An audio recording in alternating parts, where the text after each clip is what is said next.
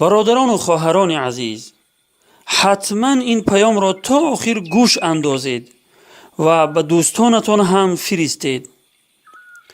الحمدلله و کفى و سلام علی عباده الذین اصطفى. اما بعد، بعضی ها پیش از قدوم ماه شریف رمضان پیامی را با چنین مضمون پهن می کنند که متن آن چنین است: این سال 5 می ابتدای ماه رمضان است.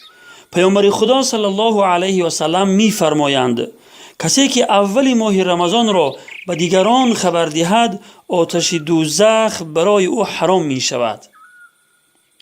این بود متن پیامی که در بین ما و شما پهن شده ایستاده است. با واسطه پیامک ها این مضمون را به همدیگر می فرستند و خیال می کنند که خیلی کار خوبی کرده اند.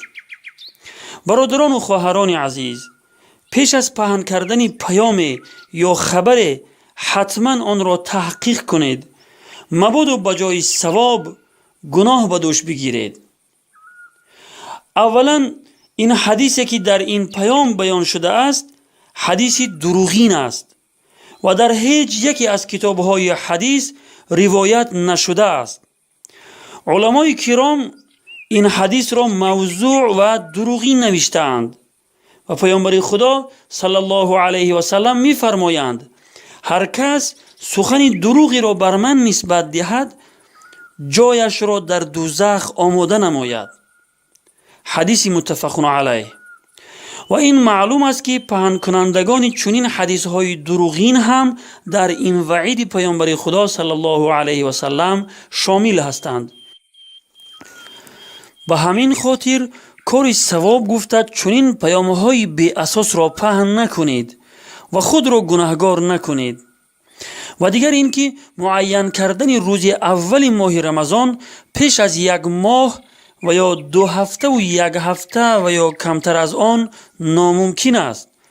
جستجوی اول ماه رمضان در آخر ماه شعبان صورت می گیرد و در آخرین روزی از ماه شعبان، یعنی بعد از غروب خورشید روز 29 ماه شعبان معین کرده می شود. در فتاوای هندیه که معروف به فتاوای عالمگیری است و در مذهب حنفی فتاوای معتبر است، در جلد اول صفحه 197 آمده است: واجب است که مردم در 29 شعبان به هنگام غروب خورشید در جستجوی هلال برایند، یعنی اول ماه رمضان. پس اگر آن را دیدند فردایش روزه می گیرند و اگر دیده نشد 30 روز را کامل می کنند.